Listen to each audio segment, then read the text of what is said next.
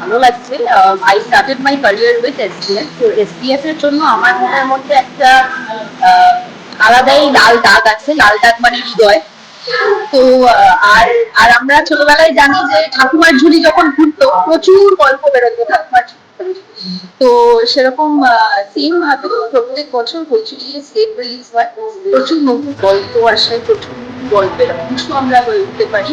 এবছর ডোজটা একটু ডাবল, এবছর এসপিএফ আর হইচই একসাথে, এবং এই ডোজ ডাবল